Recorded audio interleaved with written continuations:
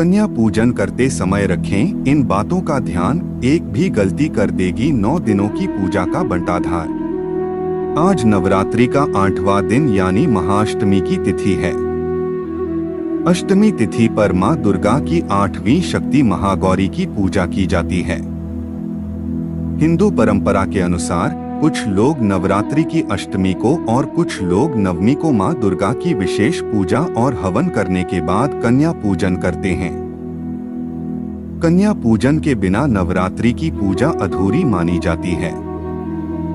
कन्या पूजन में 2 से 10 साल की छोटी कन्याओं को 9 देवियों का रूप मानकर आदर सत्कार किया जाता है और इनकी पूजा की जाती है।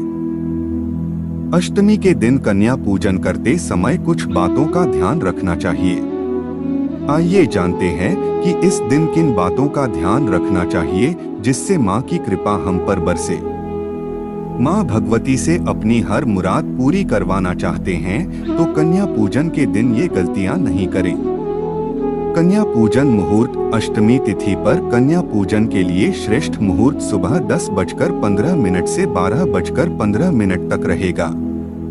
इसके बाद दोपहर 2 से 3 बजे तक रहेगा।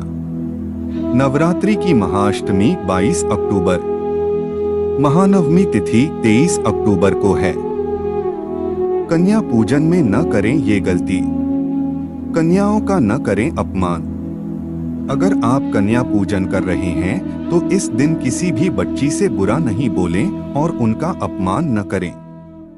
धार्मिक मान्यताओं के अनुसार कन्याओं के रूप में मां दुर्गा स्वयं अपने अलग अलग रूपों में कन्या पूजन करने आती हैं।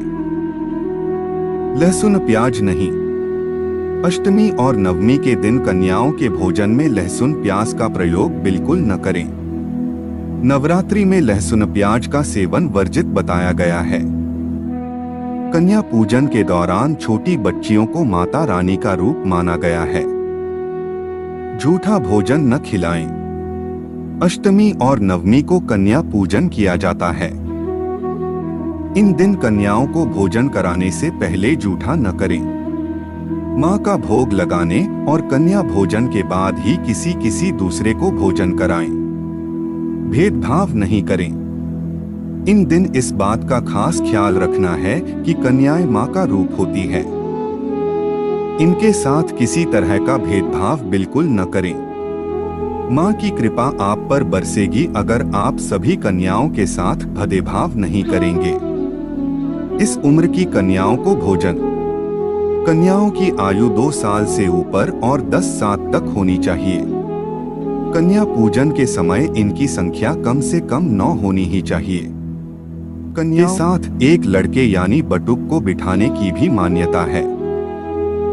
जानकारी अच्छी लगी तो वीडियो को लाइक करके चैनल को सब्सक्राइब जरूर करें। धन्यवाद।